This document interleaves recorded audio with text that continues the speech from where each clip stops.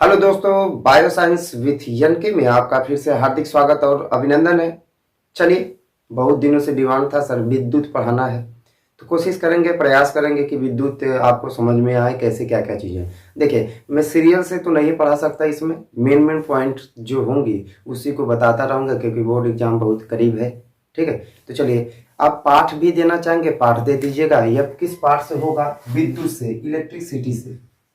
विद्युत यानी electricity, electricity confirm है। इसी पार्ट से चलेंगे। पहले विद्युत के पहले आपको कुछ समझना होगा, तो इसमें यह चैप्टर्स का नाम हो जाएगा। हेडिंग आप क्या बनाएंगे? विद्युत आवेश। विद्युत आवेश, आवेश।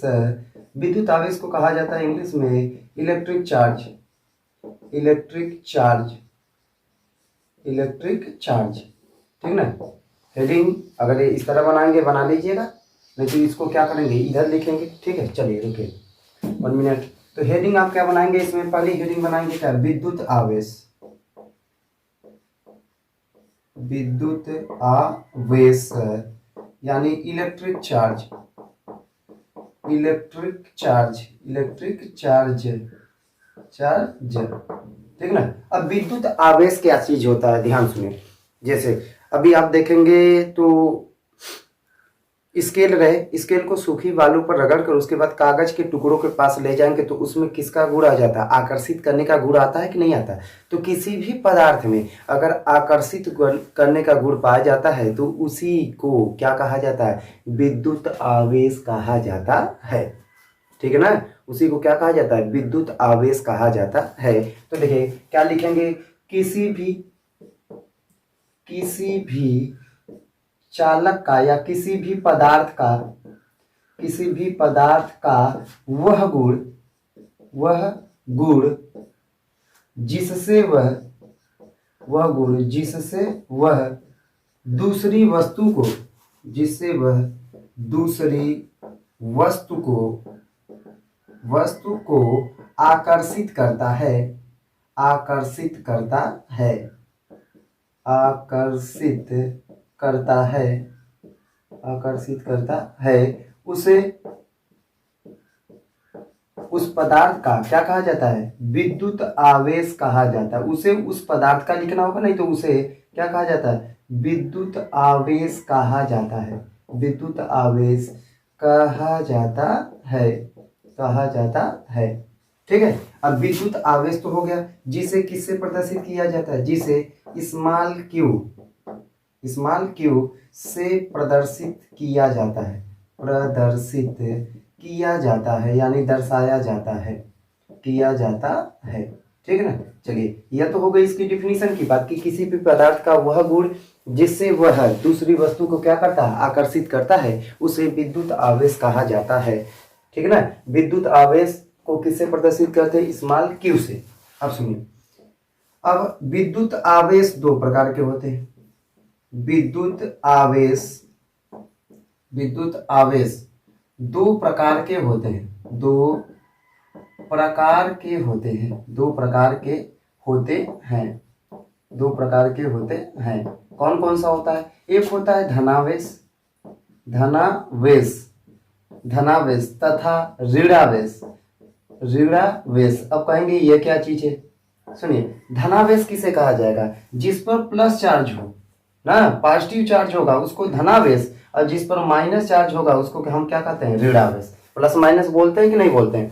तो जिस पर प्लस होगा उसको क्या कहा जाएगा? धनावेश, जिस पर माइनस होगा उसे क्या कहा जाएगा? ऋणावेश। चलिए, यह हो गया। उसके बाद अब क्या होगा? तो देखो, एक फार्मूला आती है इसके लिए, Q बराबर होता है N इंटू ए। विद्युत आवेश के लिए आता है जहां Q क्या है, N क्या है और E क्या है। देखिए, Q के विषय में तो ये क्या होगी? विद्युत आवेश होगी। Q क्या होगी? विद्युत आवेश, विद्युत आवेश, विद्युत आवेश होता है। N क्या होता है? इलेक्ट्रॉनों की संख्या, इलेक्ट्रॉनों की संख्या, इलेक्ट्रॉनों की संख्या सवाल पूछी जाती है एक सेकंड में ना, कितने इलेक्ट्रॉन प्रवाहित हो रहे हैं ऐसे करके देता है किसी चालक में। ई क्या होगी, इलेक्ट्रॉनों पर आवेश, इलेक्ट्रॉनों पर आवेश, इलेक्ट्रॉनों पर आवेश होगी, इलेक्ट्रॉनों पर आवेश। अब इलेक्ट्रॉन पर, एक इलेक्ट्रॉन पर आवेश आप याद रखिएगा 1.6 गुणे 10 की घात -19 कूलाम का क्या होता है, आवेश होता है। ठीक है ना, ये तो इसकी पॉइंट की बात हो गई। अब एक चीज ध्यान सुनिएगा, एक पॉइंट यहाँ आपको लिखना होगा कि विद्युत आवेश का मात्रक क्या होता है।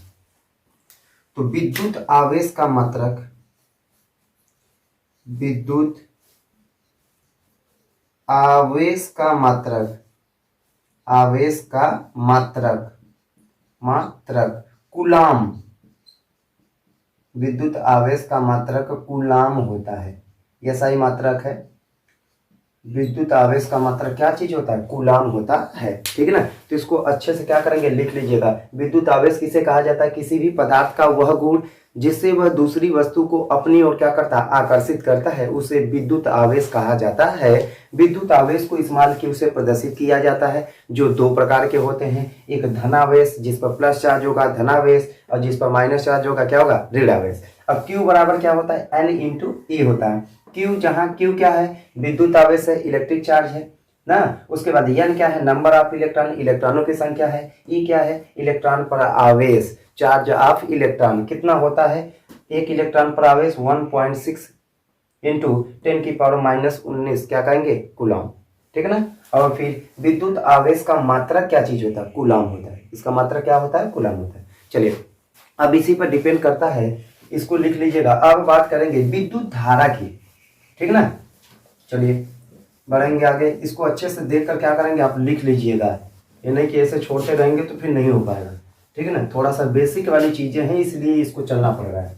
देखिए अब क्या लिखेंगे आप, विद्युत धारा, विद्युत धारा, electric current, electric current, current. अब करंट किसे कहा जाता है, करंट जब मारता है तो झंझनाता है, कंफर्म है कि नहीं। तो देखिए विद्युत धारा किसे कहा जाता है, किसी भी चालक में अगर आवेश बह रहे हैं ना, आवेश अगर प्रवाहित हो रहे हैं, तो आवेश जब बहते हैं तो इसी के बहने की दर को क्या कहा जाता है, विद्युत धारा कहा जाता है। जैसे यह मान लेते हैं चालकता हो गया, यहाँ से आवेश इधर से इधर, जैसे प्रोटॉन इधर से इधर जाएंगे, जब प्रोटॉन इधर से इधर जाएंगे तो पॉजिटिव चार्ज इधर जाएगा कि नहीं जाएगा, कंफर्म है कि नहीं। लेकिन इलेक्ट्रॉन किधर जाएंगे, इधर जाएंगे। जिधर धारा बहेगी उसके विपरीत दिशा में क्या होती है, इलेक्ट्रॉन प्रवाहित होती है। तो ध्यान सुनिए, मैं कह रहा हूं कि यहां से इधर चलने में जितने समय में जितना आवेश जा रहा है, इसी की दर को क्या कहा जाता है, विद्युत धारा कहा जाता है। तो देखिए विद्युत धारा की परिभाषा क्या लिखेंगे, किसी भी चालक में, किसी भी चालक में विद्युत आवेश के, विद्युत आवेश के, विद्युत आवेश के प्रवाह की दर,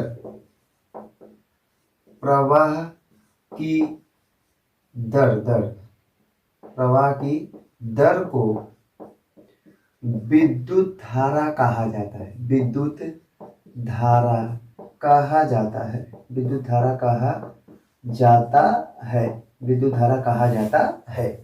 ठीक है ना, किसी भी चालक में विद्युत आवेश के प्रवाह की दर को क्या कहा जाता है, विद्युत धारा कहा जाता है। जिसे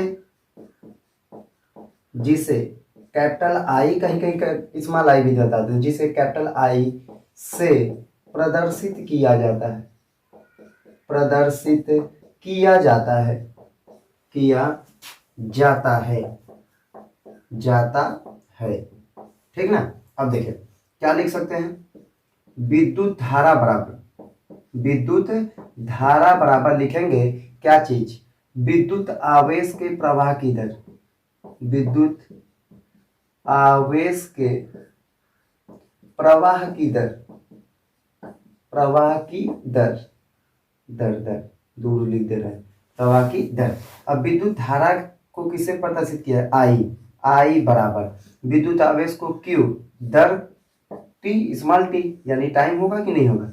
देखिए यह क्या होगी, विद्युत धारा, यह क्या है, विद्युत आवेश, T मतलब क्या होता है, समय होता है, कंफर्म है कि नहीं। अब अगर मात्रक की बात करें तो मात्रक क्या होता है, विद्युत धारा का मात्रक क्या होगा, विद्युत धारा का एसआई मात्रक या मात्रक अब यही समझना होगा। देखो विद्युत धारा का मात्रक अभी बताया, क्यू मतलब क्या था, आवेश था। आवेश का मात्रक क्या था, कूलाम था। तो विद्युत धारा का मात्रक कूलाम और बटे को बोला जाता है प्रति, कूलाम प्रति, बटे को क्या बोला जाता है, प्रति। समय का मतलब क्या होता है, सेकंड, सेकंड लिखा जाता है, सेकंड बोला जाता है, कंफर्म ना, कूलाम प्रति सेकंड ना। या अगर इन दोनों को हटाकर अगर कोई नया शब्द दे दिया जाए तो कूलाम प्रति सेकंड या एम्पियर होता है। इसको ध्यान देंगे, एम्पियर होता है, कूलाम प्रति सेकंड या एम्पियर होता है कंफर्म है कि नहीं। यानी विद्युत धारा का मात्रक कूलाम प्रति सेकंड या क्या होता है, एम्पियर होता है। ठीक है, अब एम्पियर नापते किससे है, अमीटर से। विद्युत धारा की माप अमीटर से की जाती है। तो विद्युत धारा की माप किससे की जाती है, अमीटर से। देखेंगे आप, गैल्वेनी मीटर होता है, अमीटर होता है, वोल्ट मीटर होता है। अमीटर से की जाती है, अमीटर से की जाती है। ठीक है ना। अब ये कैसा होता है देखेंगे तो वहाँ ऐसे रहेगा, उस पर ए लिखा होगा ना, प्लस माइनस उसमें होता है। स्टार्टर में कहीं पर भी देखेंगे आप, जहाँ समरसेबल वाला होता है ना, बड़ा सा होता है, उसमें बटन होती हैं, ए दिखाता है, भी दिखाता है। वोल्ट मीटर अमीटर दोनों लगा होता है उसमें। एक धारा बताएगी तो कम ज़्यादा होती तो हम करते हैं कि नहीं करते, बढ़ाते हैं, कहते इतना करंट आ रही है, इतना बिजली है। वोल्ट मीटर से हम क्या करते हैं, उसको बढ़ाते हैं, विभवांतर को क्या करेंगे, बढ़ाएंगे। तो विद्युत धारा की माप किससे की जाती है, अमीटर से। विद्युत धारा का मात्रक क्या होता है, कूलाम प्रति सेकंड या एम्पियर होता है। अब देखिए परिभाषा कैसे कहेंगे कि किसी भी चालक में विद्युत आवेश के प्रवाह की दर को क्या कहा जाता है, विद्युत धारा कहा जाता है, जिसे कैपिटल आई से प्रदर्शित किया जाता है। आई बराबर होता है क्यू अपॉन टी। आई विद्युत धारा, क्यू विद्युत आवेश, टी क्या होगा, टाइम। तो कूलाम प्रति सेकंड इसका मात्रक होगा, या इन दोनों को मिलाकर क्या कर सकते हैं, एम्पियर कर दीजिए। उसके बाद इसकी माप किससे की जाती है, अमीटर से की जाती है। सही है कि नहीं। चलिए यह हो गया। अब एक चीज ध्यान दीजिएगा, मैं इसको थोड़ा सा हटा रहा हूं, आप लिख लीजिएगा।